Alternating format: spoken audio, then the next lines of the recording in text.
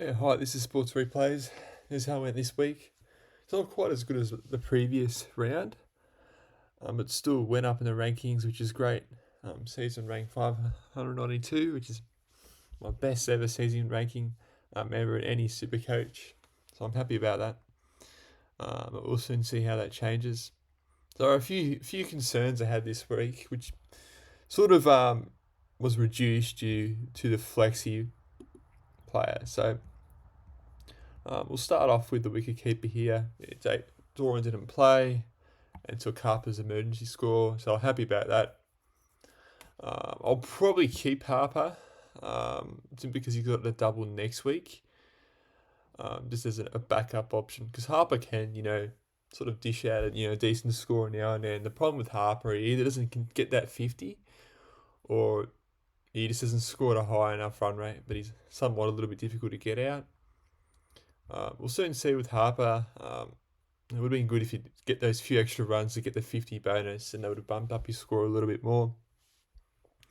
There's probably a few other keepers that that have higher potential that you probably want to get in your side. I think Tim from Melbourne Renegades. You've also got Philippi there too, and you've got Inglis and probably a few other wicket keepers too. But yeah, we'll discuss that later in the video. And then on to the batsman here. We've got Matt Short, who was a little disappointing. I'll still give Matt Short, take him as a captaincy option or the vice captain option. I went with VC instead. I'm thinking hopefully has a good score the first game, but yeah, his batting's been a bit poor lately. This hasn't been quite the same standard as what it was last year. He's got a few wickets, so his bowling's been okay, but batting's where he gets most of his points, and he hasn't delivered compared to the last two seasons. So yeah, with that Short, I mean, you could probably still have him as a vice captain option. Hopefully he bounces back. For me, it wasn't a huge deal this week, so I didn't have him as a captaincy option. There are actually a few other players that outperformed him, which we'll discuss. And then we've got Overton, 164, so he's been phenomenal. He's probably the higher average of players at the moment, averaging 87 per match, which is great. And him scoring 164 for the double, which was great because he's a decent batter and he's an okay bowler. Has a good high strike rate too with batting, so if he can get over 20, he's guaranteed to get at least some runs, or some points. So yeah, he's been a good selection. Yeah. And Philippi, I'm trading him in this week because Sydney had the double this round coming up. As well as, he's probably, he's a higher potential compared to most other wicketkeepers. We've seen it in the past. He can score runs pretty quickly. He's just been a bit off the last few seasons. So he does have the double this round. So what I'll do, might switch him up to the wicket keepers. We'll see how we go. Problem is, you got Melbourne Stars and Sydney Sixers opening the round this week for round 3, which is a bit of a problem. Because if you look at the fixture here, you've got 3 sides that have the double. You got Sydney Sixers, Melbourne Stars, and Brisbane Heat. So you probably could. We're gonna have to maybe put Philippi there as an emergency option, or maybe a wrench. We'll probably have Philippi on field simply because Philippi does guarantee to open. So if he does have a good innings, he's a high potential probably to score more. I'll probably just have him on field. Maybe have Renshaw as an emergency option, just in case this backfires. On to Stonus, 46. So maybe just a mediocre game from him. Nothing chaotic, but nothing terrible. He's gone up in price, so he's done what we want from him, really. Probably hasn't had like an absolute huge game. Did well against Brisbane a few nights ago in the previous round. But just hasn't really gone to the full next level yet of what we can see in him, of what he has done in the past. If he can get a good innings of getting 50 off 20 or 30 balls, he's guaranteed to still go up in value, averaging 60. So he's probably still slightly undervalued for his potential from what he can produce. So he's still going to be in the side this round because of the double. And then on to Baisley, 64. So he's still gone up. Made a bit of profit off him, but he might have to go. Although I haven't got really too much value out of him. The problem is he didn't bowl. He batted okay, but the problem is since he's batting middle order, he's not really going to get too much, of a go. And then he didn't bowl either, which is a bit frustrating. Didn't bowl as much as what I want him to do. If he bowled a little bit more, might have been worth a selection, but I still made money off him, so it's not a loss. There are a few other players who perform not quite as well as Baisley anyway, but it's hard to lose with his selection. He probably either as an emergency option, probably going forward, or maybe it's a flexi. I mean, probably not high enough to do a trade. Maybe if it's 100,000, I'll probably just trade him. I'll have to look at the next few weeks as well, next few rounds as well. And then Renshaw, 89. So yeah, he did really well. So he's actually made up a fair bit of money as well. So that's sort of worked out so far. A bit annoying when you've got other players like Philippe and Stannis who didn't do quite as well, and he made more runs. But I still think Philippe and Stannis do have more avenues to score. Philippe, there's a keeper, he can get a couple of quick catches, and Stannis is a batter and bowler. So look, he's got the double this week. I'll still probably put him as an emergency option. Because then if Baisley performs, if he does well, then I'll just swap him with Baisley, or it's probably best if I just chuck out Baisley. Who do they've got? Hobart, and it's going to be a bit of an interesting game, that one. Because Hobart can do really well or do really poor, as you saw against Perth Scorchers. They did really well, but did terrible against the Renegades. Even though you would think Perth is probably the better team. Although I'm not too sure about this year, though, to be honest. And then we've got Corsonis, so it's a bit of a roller coaster with him. He got out for a duck, but got 50 off a decent amount of balls, or not too many balls. Still made money, but it's going to hold to the cash gen.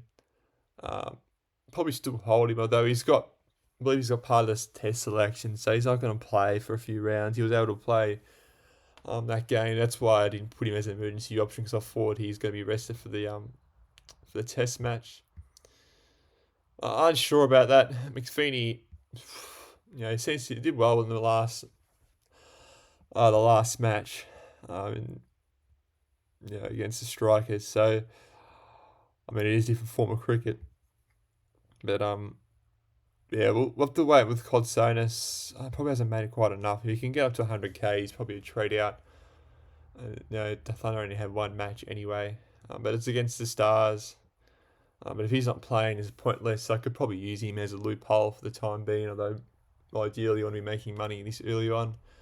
He's Big Bash, not AFL Supercoach. That's not a... Yeah, money is sort of... You do want to make money, but it's not a huge priority like the AFL Supercoach early on in the season. So, I mean... it's probably a hold, just simply because there's how much money I've got. So I saw it's 75k over as well. And then on to the bowlers. So this is where there's a bit of a roller coaster here. There's a bit of highs and lows here. So start off with Sutherland. Did okay. Not quite as good as the previous matches, but he still got his side over the line. He's probably going to be a hold. Made money off him, but for me, Sutherland wasn't really for the money. It was just for having a player who can score in multiple avenues with batting and bowling. He's at least somewhat half decent at both. He's sort of that clutch player. So he's going to be still a hold, even though Renegades have got the bye this week. We'll have to trade out one of those two players, though. And then, obviously, Connolly, chosen as captain, had a mediocre first game. It was a bit, this might be a bit of a disaster round, because the Hobart game was a disaster for, it was probably the worst game for me in terms of the Supercoach, which we'll get to in a second, the main reason why. But he did well in the second game against Renegades. It was sort of saved Perth from getting absolutely smashed. Almost won in the game, really. Without him, they would have probably got, maybe even made 100 runs. Or maybe only, just made 100 runs. So Connolly, yeah, he sort of saved Perth. They probably would have lost the first game against the Stars without him. So with Perth were a bit shaky this year, Connolly sort of saved them. They're probably not quite as good as what they were in previous seasons. I think some of their aging players and some of the international stars they've picked haven't been particularly great. With Finn Allen, hasn't really done anything at all, not even have any half decent games. So we'll soon see with Perth. I don't think they're probably a little bit overrated now. Simply because they could still bounce back. It is Perth. They have a good culture. But I think if there's one player you're going to have from Perth in your side all year, it'd be definitely Connolly, simply because he's got multiple options to score. I mean, he's a good batter, not quite as good as a bowler, but he still can get some runs on some points from that as well. And then on to probably the biggest disaster this week, which wasn't end up being a huge deal in the end, but Richardson only scoring 7. He played the first game, he didn't play the second game, which is a bit frustrating. So I'm not too sure if it was either injury or he's been selected for the test team. And even with Perth in general, there's players going in and out with Aaron Hardy and a few players that are a bit in the mixed, going in and out of the side, either due to injury or playing international cricket. So I'm not too sure with some of the Perth players. I know Connolly's definitely going to be there every week. With Richardson, I'm not too sure. He's going to be a trade out disaster. Still made money, I guess, because he had a good week previously, even though I didn't get those points. I'll probably have to trade him out simply because Perth has only got one game this week and I'm unsure about what's going on. I'll probably need to do a little bit more research what's going on with Richardson. A lot of other people in the same position, but I didn't get his 100 score last week, which is annoying. It's not a huge disaster because I had my flex did well, but it's still frustrating. You pick a player who's has a good reputation in a good side. And they only got 2 wickets against Hobart. I think Barrendorf stole all of them, and then again even against Renegades, he was probably their better bowler. So yeah, it's a bit disappointing. I thought Perth will do a bit better.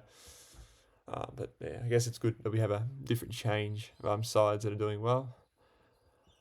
On to Curran. A little disappointing from Curran. I think he scored a few runs with a bat, but his bowling's been a bit poor the last 2 games, and that's his strength. He's more of a bowling all-rounder. And we sort of need Curran to do well. He's brought in mainly for his bowling. He really hasn't delivered other than the first game. So hopefully he does bounce back and get a couple of wickets against the Thunder, which is possible, because some of that side that can bat well, but also can bat poorly as well. So I'll still have him for the double, and maybe just in general, because I still reckon he's a good talent. He just hasn't performed, either due to discipline reasons. Last year with Sydney, he got suspended, or he's just in bad form. I think he got 5 wickets against Australia one time as well. So he does have that potential. He just hasn't, a little bit inconsistent at the moment. But again, he does have that multiple avenues to score. So he's going to be my side for at least this round. If he does well, he'll probably in the next round too. I do need to check on the fixtures as well. And then O'Neill, he's done well again. So it's 2 games in a row.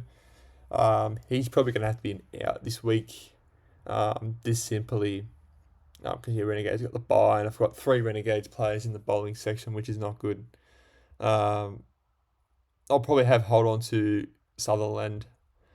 The main issue is here that I've got 3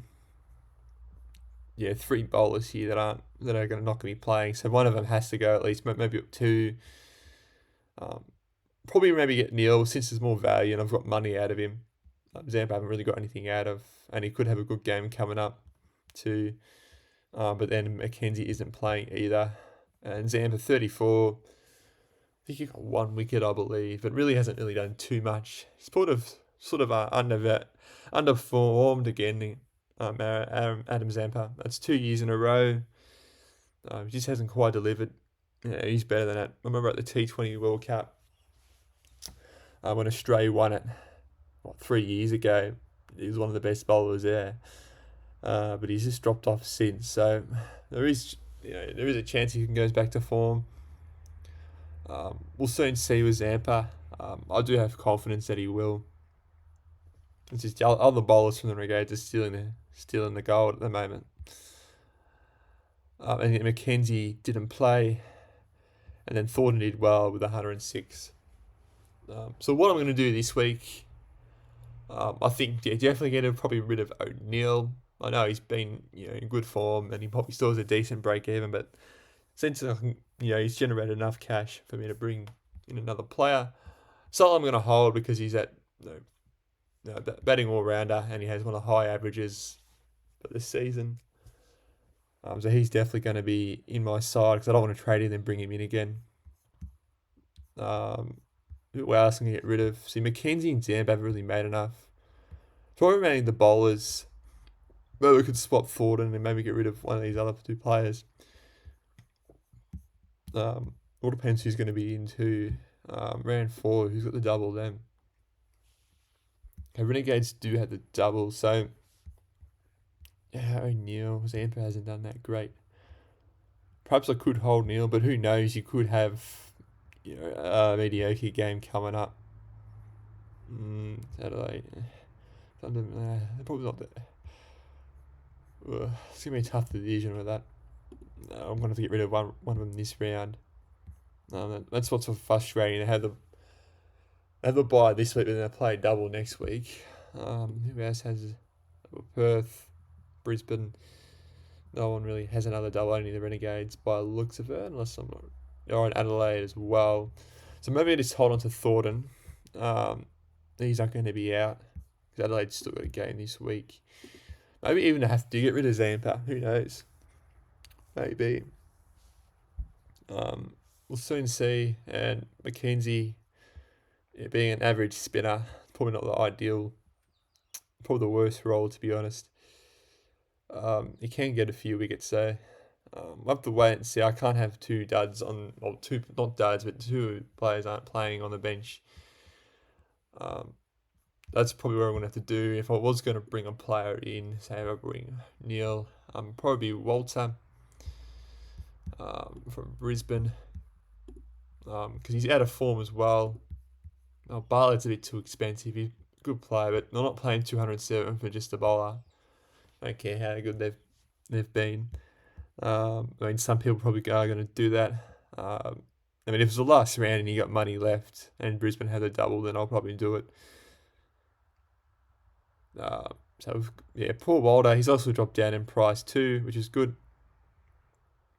And he's averaging only 28 this season. So, I can bring Walter in or O'Neill. That's probably what I'll do. I still want to have maybe one or two Renegades next week. Maybe I could bring in Tim Salfa as well in terms of the wicket keeper. Probably need to improve the wicket keeping position. The problem is so I'm probably going to have and then have Renshaw in. Doran isn't going to play, and same with Kotsonis. So I might have to use a boost this week. How much boost I have left? So I've got 2. How many rounds are there? And maybe even make a plan for Adelaide next week and bring in a double. So I'll probably have to hold on to Baisley. Richardson probably has to go. I'll probably do more research about him, but if he's not playing, I'm going to have all these bowlers aren't playing. I might have to swap some of these other players here. Maybe swap a Sutherland and put a Stonis in or something like that. But again, I don't have any of the batsman players. I might have to use a boost this week simply because I've got too many players who aren't going to be playing on the bench. I can't have that risk. I could swap Harper and have no cover. And since Harper has a double and I can put him as an emergency option. And probably, I'd still rather have. Probably could do that. And maybe I can get rid of Zampa, but Renegades do play the double next week, and that's the whole problem. So, and if Mackenzie isn't going to be playing tonight, I could get rid of him. We've got 56,000 left. Maybe we could bring another all-rounder. What about what's his name? Edwards. Yeah, I have to bring in Edwards somehow. And the players want to get rid of him, so I could probably get rid of Richardson for Edwards. I should have done that should have brought Edwards instead of Richardson last week. By the looks of it, that would have been a way better move. How much is... Yeah, Jack Edwards, I'm going to have to bring him in.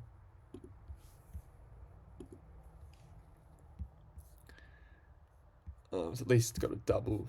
And Edwards isn't quite good enough for the Australian squad yet. And Adelaide, I've already got enough Adelaide players on anyway.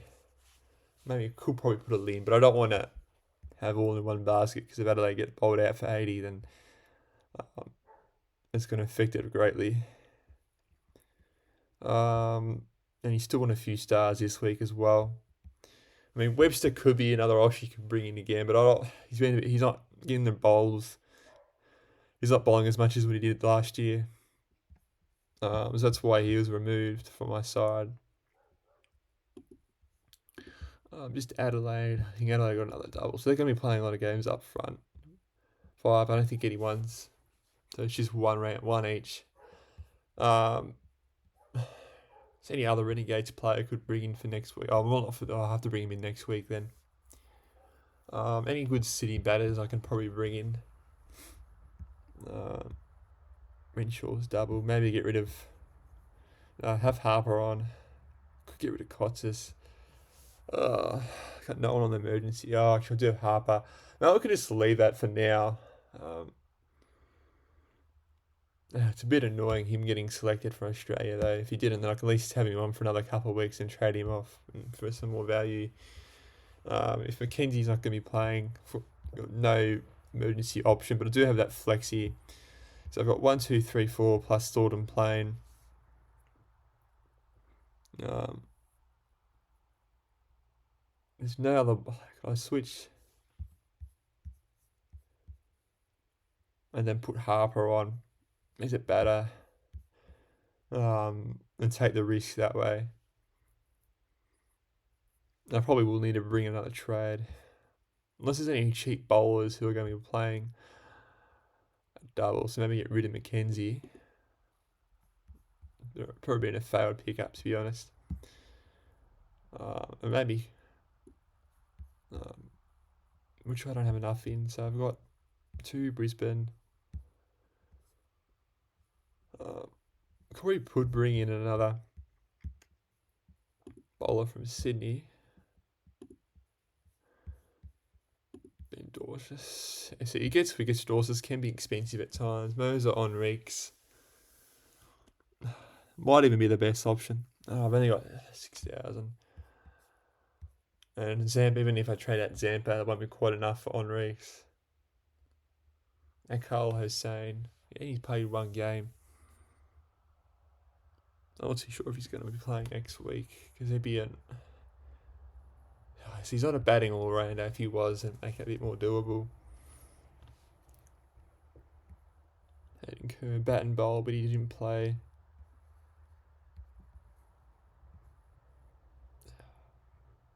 Could get Enriques.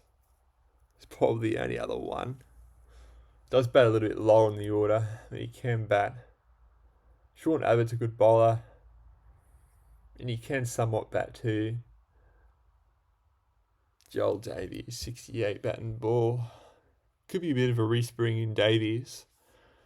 But I reckon there's more upside. If he's going to get bat and bowl and be in the side, I could have him as an emergency option. And if he does well this week, then I can just trade him in for Sutherland. Which I might even just do that. Get rid of Mackenzie and put Joel Davies. Still 10% people have done that as well. Depending if he gets selected. If Joel Davies gets selected tonight, he'd be there as a backup option. Or as a on there actually. Probably actually be my main side since I've got too many players out in the bowling department.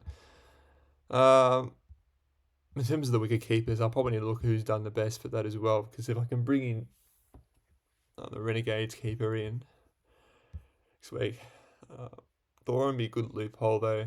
The problem is I can't really do it this week, simply because there's not as much, and have less people in the batting department as well playing.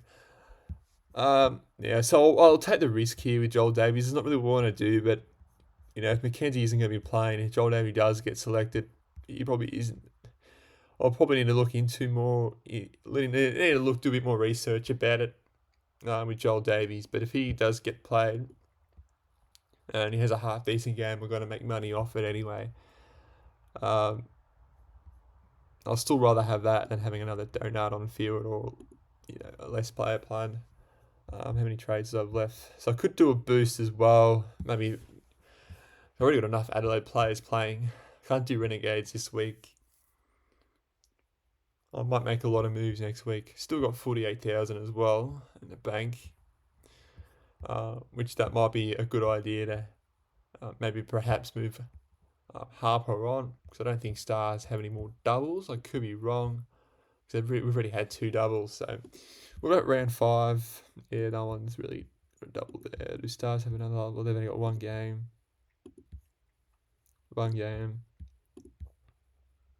No game. And one more. So for that reason, I could probably get rid of Harper at the end of this round and then bringing another keeper. So I do activate the boost, which I'm not going to do this, but I just want to see who's the highest average rating keeper. This one a bit more specialised. I'll make it a keeper. I think Tim. And then if I bring him in next week at an expensive price point, that might be ideal going forward. Actually, Harper has a higher total, second highest total, but he's played 3 games though. It's a bit Philippi. A lot of people have Philippi as well, and Harper. A lot of people in the same position too. 17% Nelson because he's cheap. Matthew Wade used to be good, probably past it now though. Tim Sulphite. I need a little bit more research about him, but I'll probably bring him in next week for Harper and maybe trade out some of these other players in as well. If Stars haven't got it, by the looks of it, no more doubles, might be time to move some of them on. Could probably even bring in Maxwell as well as an all-rounder. Have a look at him as well. No, Melbourne Stars. Maxwell 236. So he's expensive. So 18% of people got him, even though didn't really play that much. He missed the first couple of games. So he's going to go down a little bit. So probably hold him off this weekend. Even though he does have the double, you could bring him in if you want to. It's a double-edged sword with that. Yeah, I'm not too sure. With Maxwell, probably too expensive. And he's going to go down in price most likely, unless you can get 80 or 50 and get a couple of wickets. I can't really see his price going up. So he's probably going down again. I could probably bring him in. I'll maybe bring him on later this season. Who knows?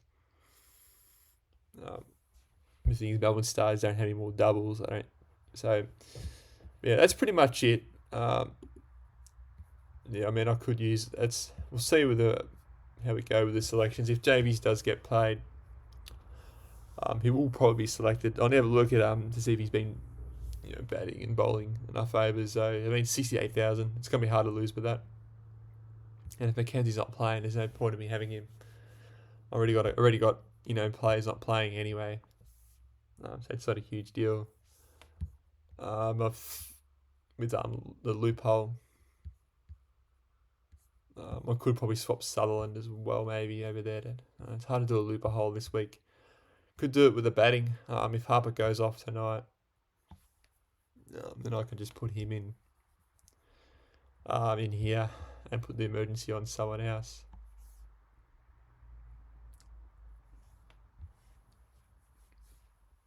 But yeah, look, that's pretty much it. So a decent round with some money left in the bank too.